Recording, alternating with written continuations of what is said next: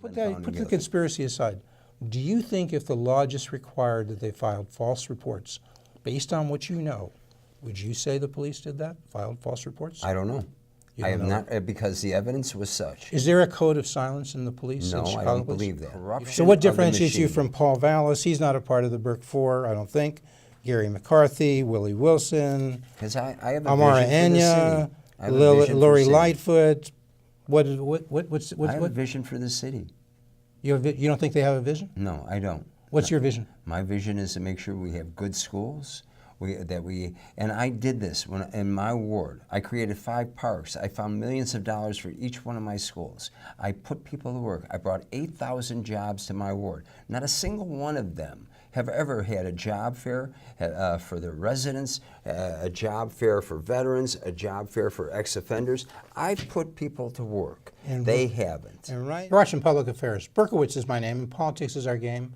And we will be doing lots of politics, lots of public policy. It's going to be a hot show. Don't turn that dial up, because if you do, you're going to miss a really, really, really, really good show, because we have Alderman Bob Fioretti here. He is one of 14 candidates running for mayor, but he isn't just like one of 14 random. Look, number one, he's run for mayor, so he knows something about this. Number two, he's won office twice before. You know, I mean, there are a few people who've run and won for office. Bill Daley, he's one of the Burke Four. He's never run for office. He's never even, not that he didn't won office, he never ran for office, did he? Nope, never did. So that's one way to do it. Bill, come on the show and explain. We've invited him. Explain how it is. The first office you run for is mayor. I think that's a good way to go. When I go away and come back, I want to be rehabilitated. What are the words? I want to come back reincarnated as a Daley. So first thing I can do is when I get to be 70, I run for my office the first time, and it's mayor.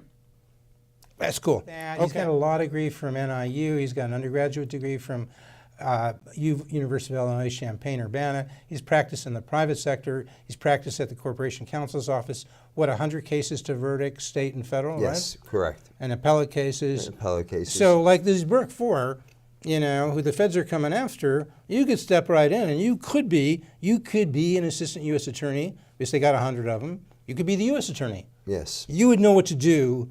You would know what to do with Ed Burke.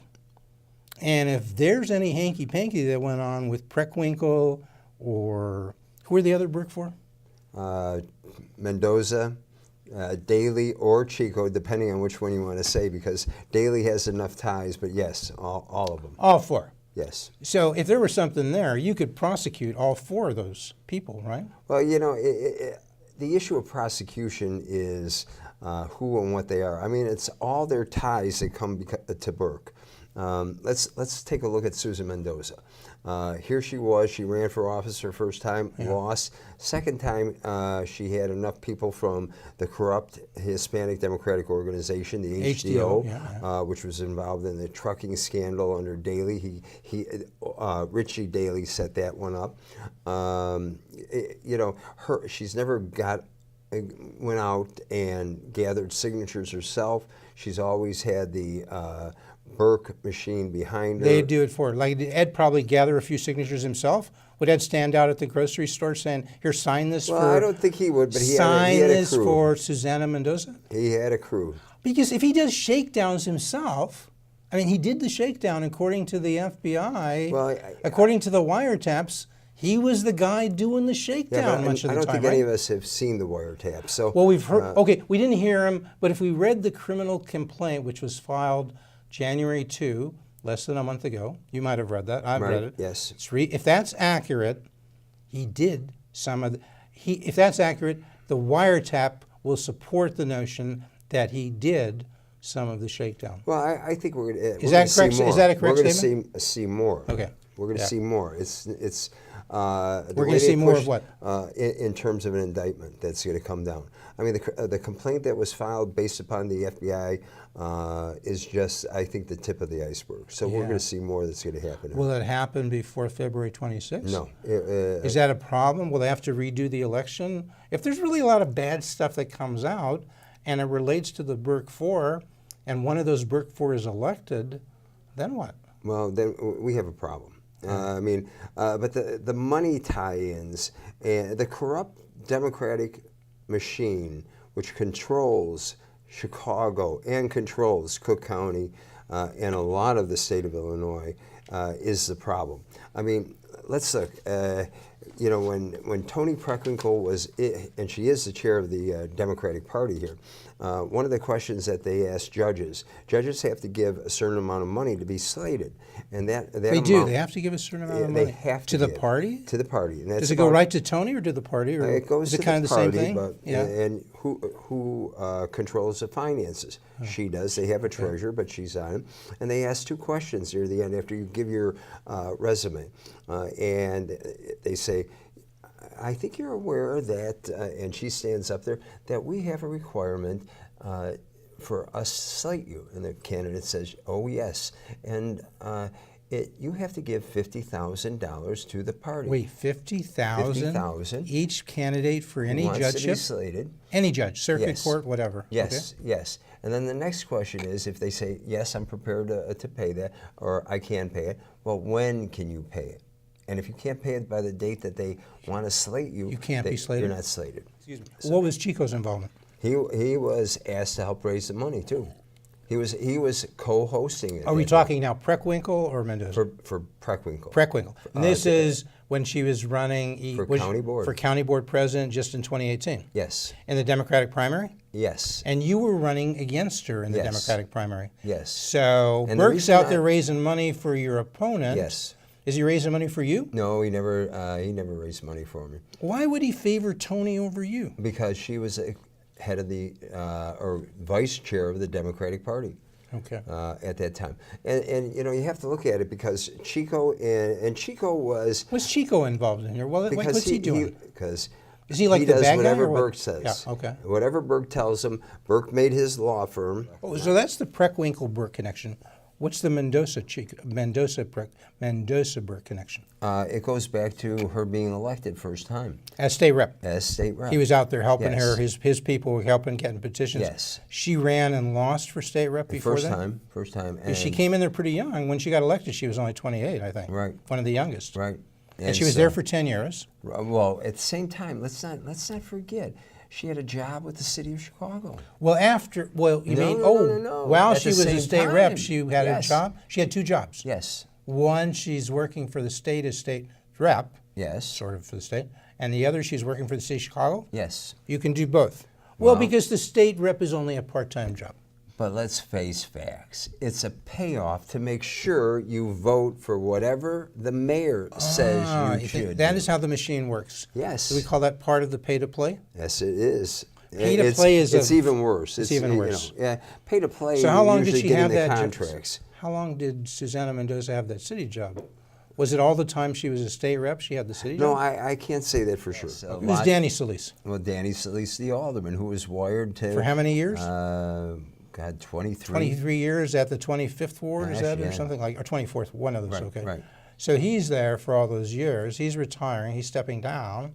Or he's exiting pretty quickly right now. And what has he been doing the last few years while he was an alderman? What's his other side job? I don't know if he had one. Well, he was wearing a wire, wasn't he, for 2 years? Yes. And he was taping at Burke, we're told. Among others. Probably. Among others. Yes. Wearing a wire, and we're told he taped at least 12 conversations. Well, let me tell. So that's Danny Solis.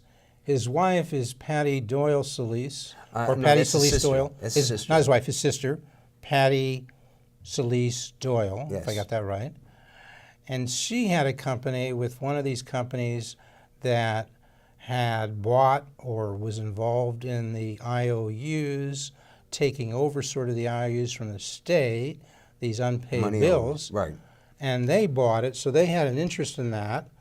And Susanna Mendoza is the state comptroller with say over when things get paid. No conflict there, right? No. Is there a major conflict there, right? I'd say so. You're a lawyer. You know about these things. Yes. I had to sue Susan Mendoza twice. And that company gave, that company with Patty Solis involvement gave $140K to comptroller. If that was the amount, yeah. Well, it also might include the $55K that came from the Solis, I think it's the 24th Ward Regular Democratic Organization, which he probably controls. Yes. See, this is the Chicago way, and then when it comes out, even though there's nothing wrong here, Susanna Mendoza gives the 141K, she says, back to the company. No, I mean, if there's she nothing, gave it to a charity. Oh, no, she gave it to a charity. Charity. So she could pick up some, possibly, that's in the city. Goodwill. Some black vote there, Goodwill. Yes, it was. So she turned, as Ron says, a crisis into an opportunity, but she gives back this money, which kind of looks bad, but she buys some votes. Right. I mean, Susanna, come on and explain this. Yeah, but don't forget, Tony is waist deep, if not neck deep, in dirty corruption. She is the That's a strong charge. I mean, that's a strong charge. She is the queen You really of want to say that? patronage. When you say knee deep in dirty corruption, what do you mean? I think from her campaign contributions that she still continues getting them from vendors. There are complaints against her before the board that have not been resolved. There has been, look at she met with Ed Burke regarding the job for his son before the son got the job for over $100,000. So she helped him get a job, the son get a job. He was kind of in trouble in the sheriff's office. There was these allegations of sexual harassment, sort of. All that. And she said she didn't know about it, but she didn't have access to the personnel file. She could she have asked Tom Dart? I mean, they're not exactly bosom buddy, but could she have asked Tom Dart, and would Dart be sort of obligated to tell her? I would asking for a change of somebody in a position. Do you think she did ask Tom Dart? Do you think she did that? Because she did talk to Burke about it, right? She admits that. Yeah. If she talked to Burke, she'd probably want to say, hey, let me just call Tom Dart and make sure the guy's okay. Look, the county is loaded with patronage. Yeah, loaded. Despite the fact that they don't have a Shackman decree anymore. Okay, so we covered Preckwinkle, we've covered Mendoza, we covered Gary Chico? You think he's okay? Because he doesn't really do this, does he? Yeah, but...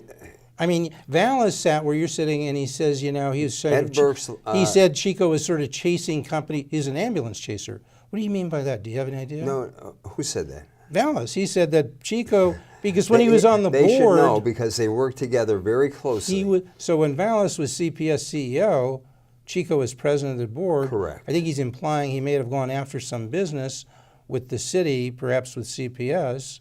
I think he's implying. Maybe Gary can come on and say. I would hope that as CPS... If he did that, and I think people say he's taken a lot of these recusal things because he had business, but I asked Vallis, I said, any of this illegal? He said, no, unethical.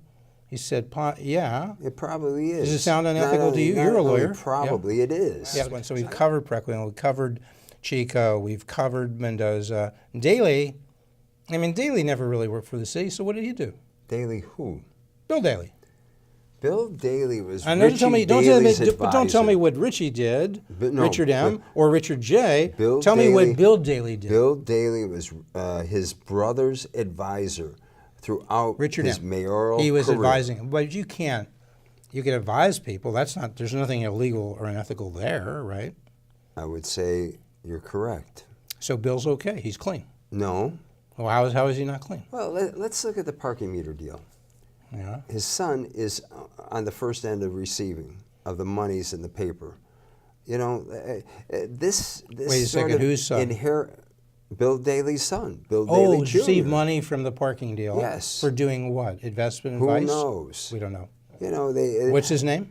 Bill Daley Jr. And so you're saying possibly that money was improper. No, improper. It was improper. Why was it improper? Because it wasn't bid out? The whole deal stunk. Okay. And it was a bad deal in your view? Well, it was a bad deal. Okay. What do you do about pensions? You're mayor. You're elected. It's May 2019. Okay. Yeah. From May 15th by September 1st, whoever the mayor is has to find $400 million new dollars to pay into the pension. Quick, how do you find it? I think a commuter tax gives you $300 million. Gives you $300. I will hold. And first of all, what do you do with? How do you get the other $100? I'm not wedded to the idea. I will listen to the people of Chicago and anyone else on what we need to do to raise money. So you're not sure you want to do a commuter tax? But listen, it should be on the table. It's on the table. But 1%. You could be persuaded not to do it if you thought the people were against it? If we found other ways. Okay. If we found other ways. What other ways for the other 100 million? Casino? Does that give you 100 million? In 2010, Legalize marijuana? I called for a casino. We're still waiting since September of 2010. So where do you get it? If you don't get it from a casino, 75 million from lifting the ban on video poker. And you know what? This budget's bloated, and we can find 25 more million. Long term, you got major problems. Long term, you got 42 billion in police, fire, labor, so forth, unfunded pensions. CPS has 27 million. 42 contracts up this year. 42. 27 million CPS unfunded in a minute. How do you address that long term? Do you amend the Constitution to reduce benefits? Well, that's going to take forever. If I started today, do you ask the and we state to give you amended the power yesterday, for bankruptcy so you can restructure? It's not going to happen in this. So how do you solve those big numbers? You got a minute. I think we're going to have to all work together. We're going to have to work with both D.C. and Springfield. Violence. How do you stop violence?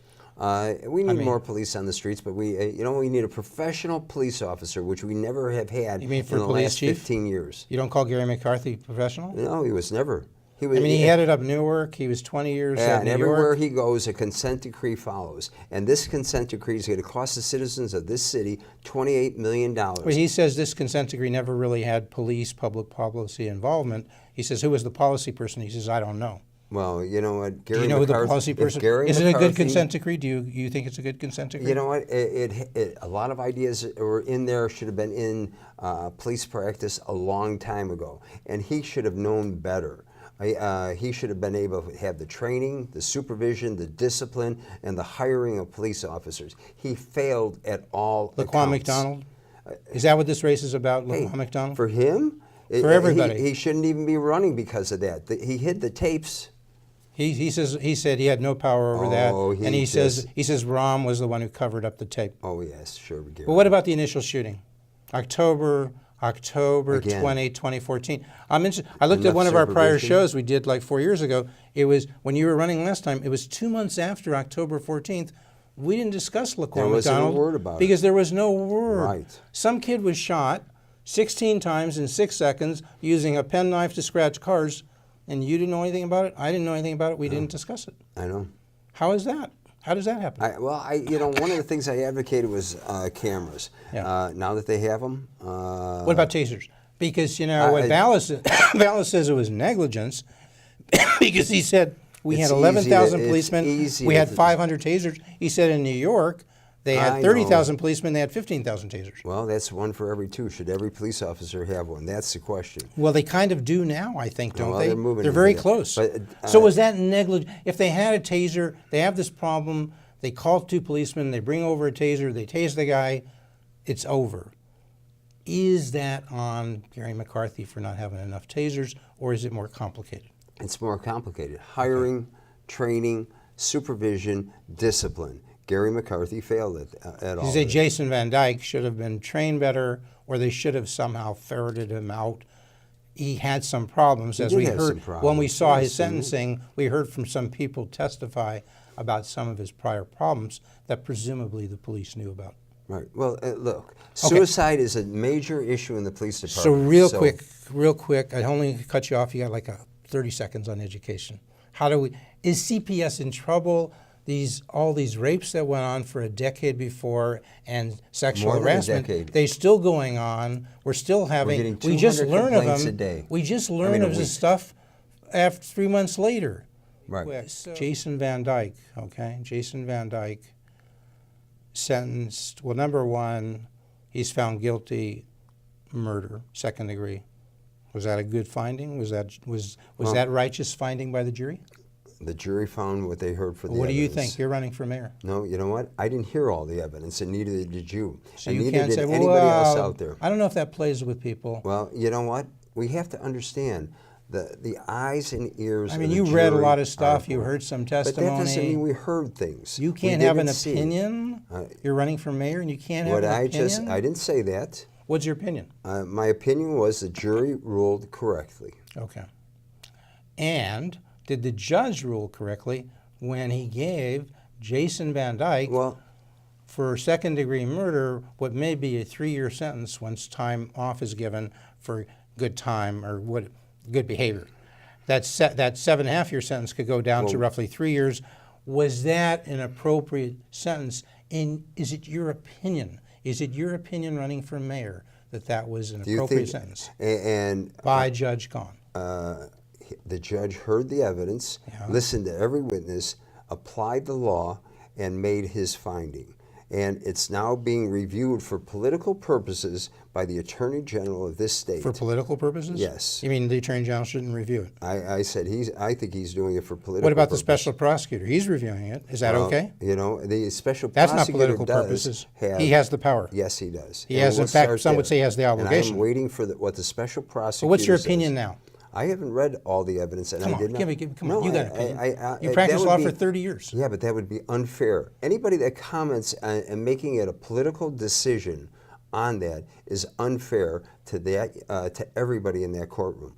So let the case play out, and that's what all people. So the should 3 do. cops who were accused of covering this up in the reports they filed after the about Laquan McDonald and what the police did, the 3 cops, some would say they were accused of falsifying the reports, not filing correct reports. You know the 3 cops. You know there was a trial, and you know the judge acquitted them. Was that a righteous finding? I haven't read the opinion on Put the it. conspiracy aside. Do you think if the law just required that they filed false reports, based on what you know, would you say the police did that, filed false reports? I don't know. You I don't have know? not, because the evidence was such. Is there a code of silence in the police? No, in I Chicago don't police? believe that. You don't believe there's any code of silence? No, I believe there's a code of silence of the alderman. Oh, no, we'll get to that in a second. Does the Chicago Police Department have a code of silence that protects certain policemen when they are involved in improper behavior? I don't know where other that's policemen written. don't. It doesn't If have you to be don't- written. Doesn't have to be written to be a code. You know that. Well, then how do you know it exists? Well, if there is Do a you code of believe it? silence, Well, wait a minute. Do you believe it? I'll ask the questions. Well, I'm going to ask that luckily, question sir, because this is the kind of forum in which I get to ask the questions. You have to yes, give but the answers. at the same time, I'm not gonna running ask for you. mayor. You're running for mayor. Yeah, but that's besides the point, because I want to know is what the your point. point is. If you think there's a code of silence, I would like to know that. Yeah, I think there's enough evidence that people, when they file reports, not everybody, not all 11,000 police, but there are a number of police. There are a number of police, such a high number that we can call a code of silence. Doesn't mean that all police do it. Doesn't mean that all police do it who are bad. Just like we go right to the code of silence that Paul Vallis said exists in the city council. They've seen this pay to play.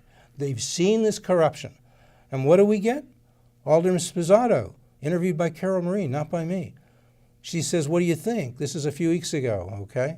What do you think about what's going on? We've had quite a few instances of aldermen doing illegal, unethical things. What do you think? And what do you think about Burke? He says, I called Burke up and I said, you're a good guy. I said, I'm really sorry you're having to go through this. It's really too bad.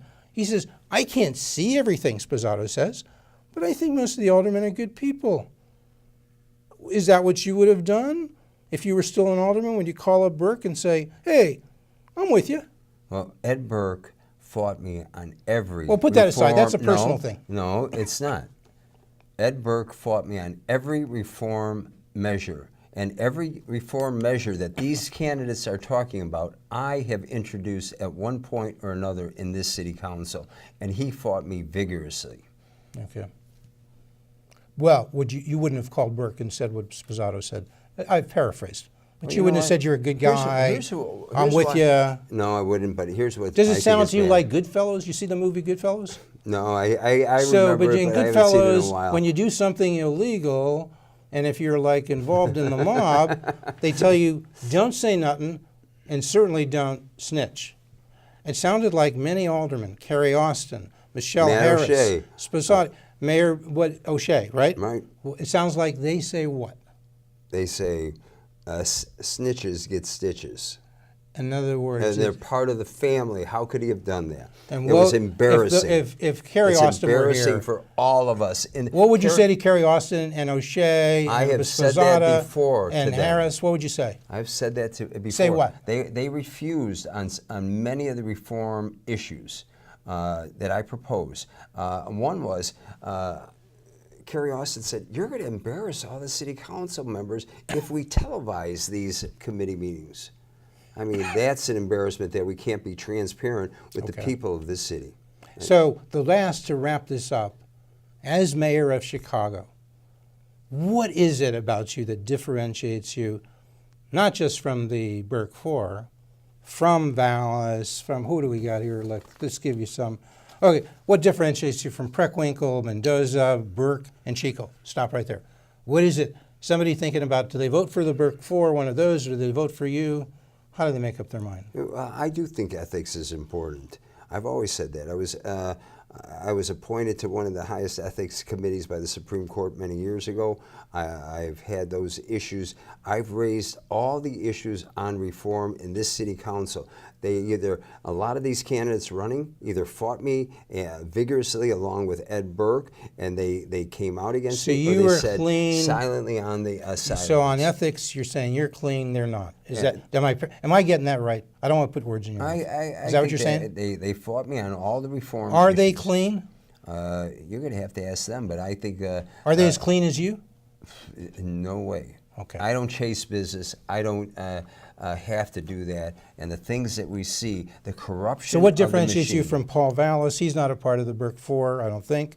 Gary McCarthy, Willie Wilson, Because I have a Amara vision for the Enya, city. I have a vision for Lori the city. Lightfoot. I have a vision for the city. You don't think they have a vision? No, I don't. What's your vision? My vision is to make sure we have good schools. And I did this in my ward. I created 5 parks. I found millions of dollars for each one of my schools. I put people to work. I brought 8,000 jobs to my ward. Not a single one of them have ever had a job fair for their residents, a job fair for veterans, a job fair for ex-offenders. I've put people to work. And they haven't. And right now, when people, we're taping this on January 25th, but when people see it, it'll probably be February 11th. There'll be 2 weeks from the election. But right now, you're sitting there with $500,000 cash on hand because Buddy Guy says, I want to give Bob Fioretti $500,000. To put that in perspective, Chico's got $1.3 million, but you're in the game. You got a third as much as Chico. Just because one person gave me money who shares the vision. No, I'm saying of he's wrong. No, I'm saying everybody. it gives you some.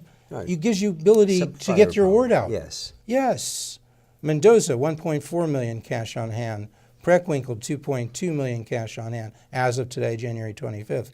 Daley, $1.4 million. Oh, he'll have. I know. Vallis has only got $218,000, so you're double, more than double. Well, McCarthy's got Vallis burned money $200,000. like he had it. Amara's got $500,000. You know Amara Enya? She's with you. You're both but same thing. Amara got it for whatever reasons. Who Lori Lightfoot's got $250,000. You got twice as No, much. she's there. got more than that. Okay. She's got way more than that.